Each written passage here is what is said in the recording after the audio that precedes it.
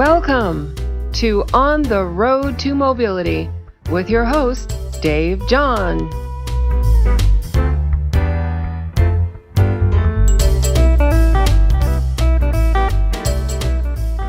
Ho there! Welcome back to On the Road to Mobility. I'm your host, Dave John, and I'm glad you could join us today. As you know, this is a podcast dedicated to helping solve the problems in getting from here to there for those who have mobility limitations or challenges. So today we're going to talk about a subject I get a lot of questions about: driving with a disability. Right up front, I want to say that everyone's ability to drive or not drive is different and needs to be evaluated individually.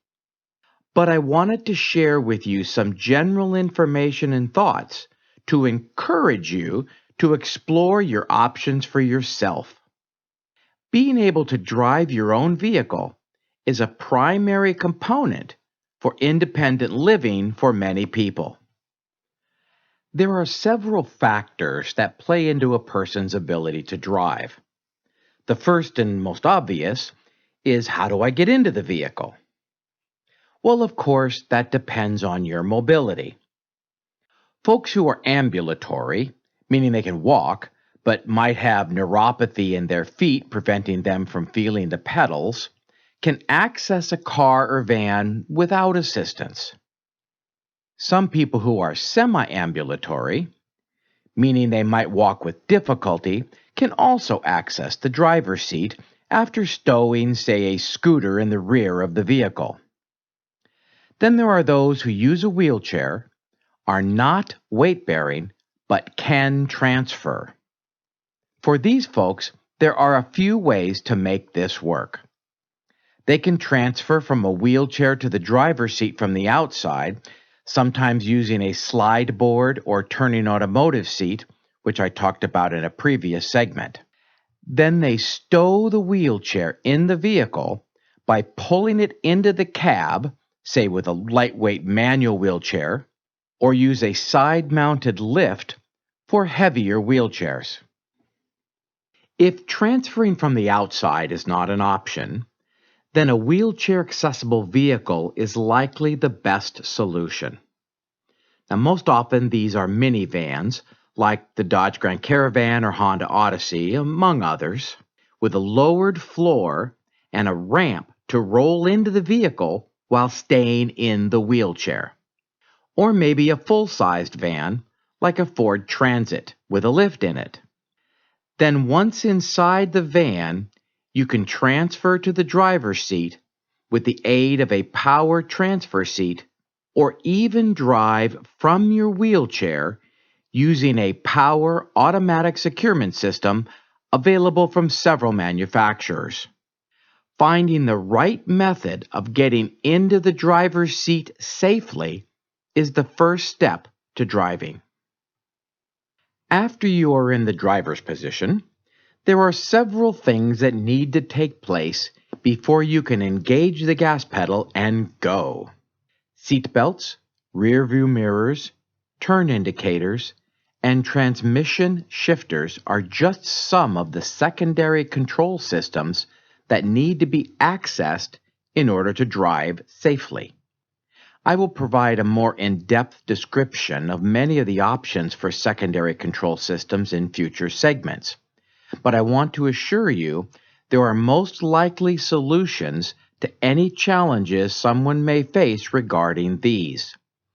And I know you hear it from me often in many podcasts, but having a specific evaluation done by a certified driving rehabilitation specialist or mobility consultant is the only way to know what is exactly right for you. I think this is a good time to remind you that if you do not find the information you are looking for in this podcast, or you would like more specific information about solutions for your mobility challenge, you can contact Vehicle Accessibility Consultants or myself directly. I will give you the contact information at the end of this segment. When appropriate, we can refer you to a specialist in your area. And as always, our services are free to our private clients. Okay, now you're sitting safely in the driver's position. You have your seatbelt on, adjusted all appropriate controls, and you are ready to proceed on your journey. All you have to do is apply the gas. Well, okay, just how do you do that? And that question is at the center of driving with a mobility challenge. There are a large variety of options available. The most common adaptive driving aids are right-angle hand controls. It is a bar that is mounted under the steering column and attached mechanically or electronically to the accelerator and brake. You actuate the gas by pulling down on the bar and the brake by pushing in. One hand stays on the hand control, the other controls the steering wheel. There are a few minor differences available in the exact mode of operation. Some actually mount on the floor, but in general, this system works well for a large majority of mobility-challenged individuals. But not all. The ability to manually operate the brake or pull down on the accelerator arm may be difficult if your upper body strength is compromised. In this case, it is possible to change the amount of pressure needed to push the brake and turn the steering wheel. And if range of motion is a question, there are systems that operate the gas, brake, and steering from a joystick. Of course, the more complicated a system is, the more expensive it is likely to be, and that is a definite factor. But suffice it to say, there is a good chance a system is out there that can help you drive. So if you have a mobility challenge, but would still like to drive, look into your options. The first step is to contact a CDRS, Certified Driving Rehabilitation Specialist. He or she will evaluate your physical and cognitive abilities and recommend the right equipment to be installed by your mobility dealer. After a few hours of training to familiarize yourself with your new equipment, you could be independent and flying free. So it's time for our special guest. And for this segment, it's someone I have worked with for a long time. She is an occupational therapist and a CDRS, Certified Driver Rehabilitation Specialist. She has worked to help hundreds of people gain independence through overcoming their mobility challenges and learning to drive. It's my great pleasure to introduce Gail San Marco. So Gail, welcome to the podcast. Hi, Dave. Thank you. I have to tell you, I'm very happy to have you here. As I told everybody earlier, you and I have worked together for a lot of years. That's true. Gail, everybody heard me say that you were a CDRS, Certified Driver Rehabilitation Specialist. Say that 3 times fast. Tell all of us a little bit about what that is and why that's important. Sure. The Certified Driver Rehabilitation Specialist is a designation that comes from the Association of Driver Rehabilitation Specialists. It's an international organization, so we've got CDRSs around the world, quite a few of them in Canada and the United States, and we become Certified Driver Rehabilitation Specialists first and foremost because we're really interested in helping people to become independent in the community, and because of this interest, we begin to focus on the fact that, particularly in the United States, driving is the most common way to get around and be independent. So, as you are aware, there are many medical conditions that can affect us and could potentially affect driving. As a certified driver rehab specialist, I've specialized in how medical conditions can affect driving, and my goal is to help people to overcome. ADED offers this certification. It requires having a certain number of hours of experience behind you, and then you sit for an examination. That sounds like it's an important part of the process to getting from not being independent to being independent in today's society. I think it's critical to use people who are specialists to help you to overcome barriers. Absolutely. And that's a lot about what we talk about in these podcasts. Gail, during my days in the immobility dealership, a lot of people would come in with varying types of mobility challenges. And either they wouldn't understand that there were opportunities to be independent, or they didn't know that solutions to their situations existed.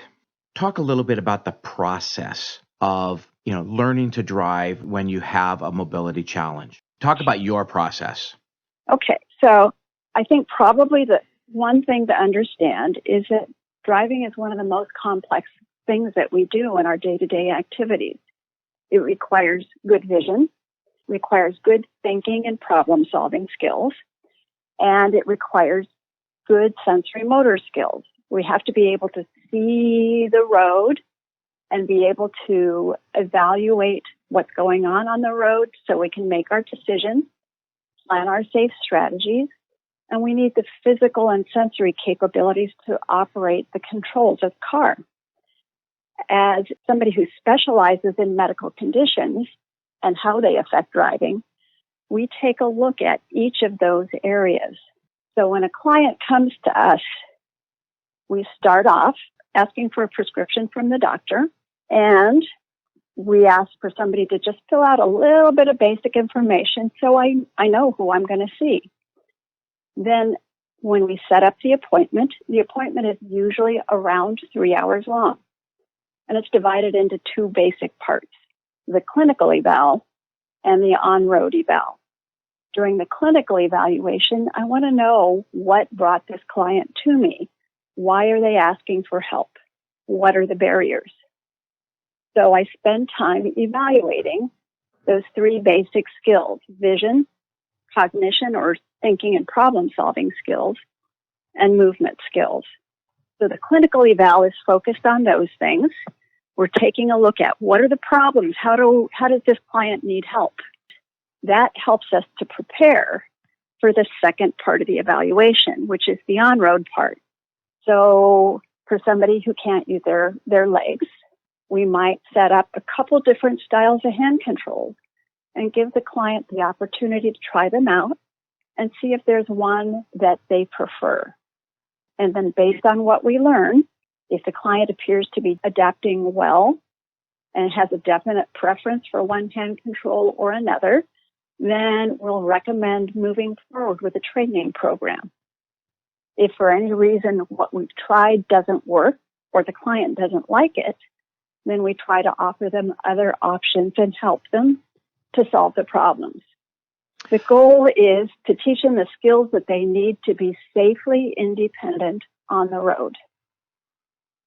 There's another dynamic that is sometimes present, and that is family, either a spouse of a disabled person or a parent of a disabled child.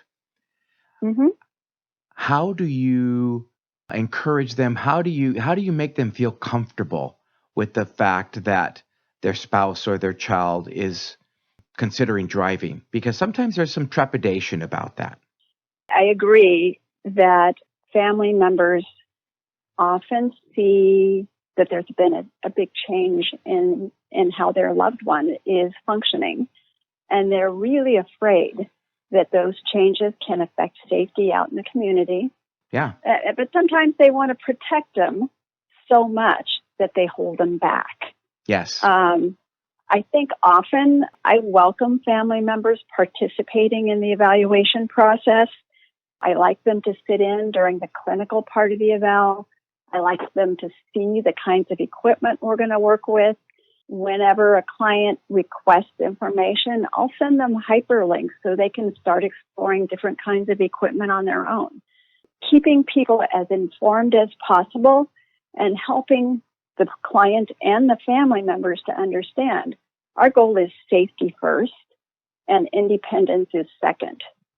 But my job is to help them to be prepared. Well, and that's an important thing for our podcast listeners to know, and that is I encourage people to explore their opportunities. And when they talk to you and they talk to CDRSs in general, supporting the independence of that individual, but you're not going to push them in an area that they're not ready for. And I think that's a concern for some people, is that I'm not ready for this, and I don't want to be pushed towards it. Right. And I'm not going to push, but I'll encourage. Gail, one of the things that I do on my interviews in the podcast is to ask the person I'm interviewing if they have one piece of advice that they have learned through their life. You're here today guiding us through the process of being independent, learning to drive. Give us one piece of advice that you might think is important when approaching this challenge. I think that one of the really important things to keep in mind when you're considering whether or not you have the potential to drive, or just plain looking for somebody to help you solve the barriers, solve the problems, is that by going to the right specialist, you have a better chance of getting the best outcome for yourself. And whenever possible, I think the wiser choice is to go to somebody with medical background. The only reason why you're seeking out a driving evaluation is because you have medical issues. You want somebody who can look at all of the medical issues, all of your strengths, all of your weaknesses, take everything into consideration, and really help you to find the best option for you. Our goal is safety and independence. And that's why I do my job. I love to see people overcome their barriers and become safe out in the community. Well, I agree with you. Safety being important, independence being part of our self-image. All those things are going to tie together. And I think it's important to make sure that we keep our team together that helps keep us moving forward. Mm-hmm. And I also think it's really, really important to remember that this is all part of a team process. Your physician is involved, you and your family are involved, the occupational therapist or the certified driver rehabilitation specialist is going to be involved. And ultimately, if you're a person who needs driving adaptation, then you're going to want to work with a certified mobility specialist to help all of the pieces come together and create the right solution for you. Mm-hmm. Gail, we're running out of time today, but thank you so much for being part of our podcast. I really appreciate your insight and your experience into what is a very important part of our journey in overcoming our mobility challenges. I agree, and I'm really grateful for the opportunity to be here today, so thank you. My pleasure. And you have a great day. Thanks. You too. Today in our product corner, I'm going to talk about lowered floor minivans. Several popular minivan models can be adapted to allow access by a person sitting in a wheelchair. The most common models are the Dodge Grand Caravan, Chrysler Pacifica, Honda Odyssey, and Toyota Sienna. The modifications to make them accessible include lowering the floor so there's enough headroom to enter and ride comfortably while sitting in a wheelchair, adding a ramp at the entry door to facilitate wheelchairs and scooters rolling in, wheelchair securement systems so wheelchair occupants can ride safely and securely, and many conversions include a system to lower the vehicle at the entry point to keep the ramp angle down to a minimum. Removable front seats are also a common feature to allow the wheelchair to get to the front row. Now, entry options include the passenger side sliding door, commonly referred to as side entry, and the rear hatch, also referred to as rear entry. I was often asked if one was better than the other, and the answer after all my years in the mobility business is still no. There are pluses and minuses to both, depending on your wheelchair or scooter and the places you go and park, especially at home. These conversions have been available since the mid-90s, and the manufacturers have worked hard over the years to make the modifications look like part of the original vehicle. They can, in fact, look quite stylish. Well, here we are again at the end of another segment. I hope you found some of the information today helpful. If you have any questions that have not been answered by our podcast, you are welcome, as always, to contact Vehicle Accessibility Consultants or myself directly at djohn, John, at vacaccessibility.com. You can also find this information on the podcast webpage at vacaccessibility.com. There is an email link there as well. Remember, there's never any charge for a private customer to call us with a question. So that's it for this segment of On the Road to Mobility. I'd like to thank Gail again for joining us. Don't forget to check out the other segments in the podcast section of our webpage at www.vacaccessibility.com. And one more thing. If there are any subjects you would like to see addressed in a future edition of this podcast, drop us a line via email. We'll do our best to get it covered. Thanks for stopping by, and I hope we can catch up again real soon. Have a great day.